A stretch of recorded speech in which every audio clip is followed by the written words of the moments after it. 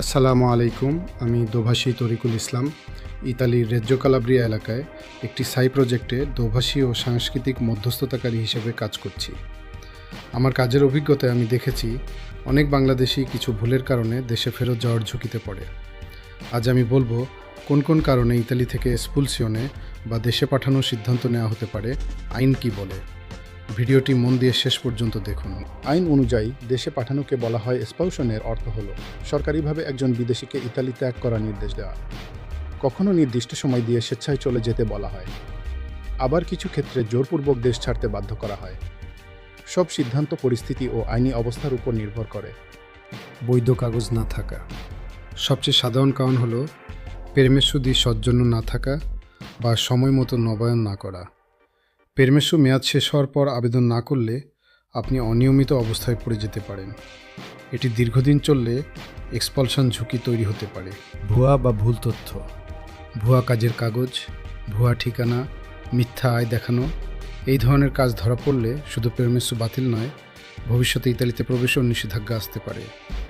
আইন এখন অনেক কঠোর এবং তথ্য যাচাই ডিজিটালভাবে হয়। গুরুতর অপরাধ, ড্রাগ সংক্রান্ত অপরাধ, সহিংসতা, চুরি, সামাজিক বা জননিরাপত্তা ঝুঁকি বা বারবার আইন ভঙ্গ, এসব ক্ষেত্রে আদালত এক্সপালশন আদেশ দিতে পারে।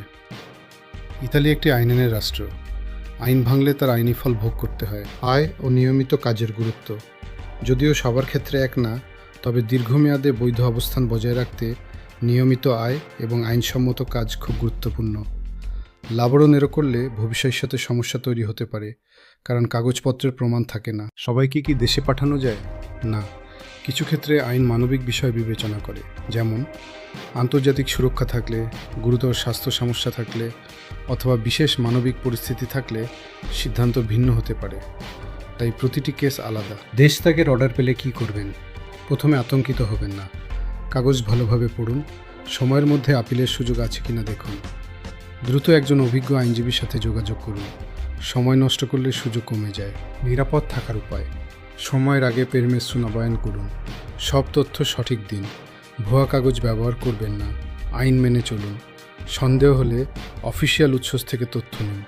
সচেতন থাকাই সবচেয়ে বড় সুরক্ষা। ইটালি আমাদের সুযোগ দিয়েছে, কিন্তু এই দেশ আইনের ভিত্তিতে চলে। সঠিক পথে থাকলে ভবিষ্যৎ গড়া সম্ভব। ভুল পথে গেলে সুযোগ হারাতে সময় লাগে না। সচেতন থাকুন, নিজে জানুন, অন্যকেও জানাতে সাহায্য করুন। ধন্যবাদ।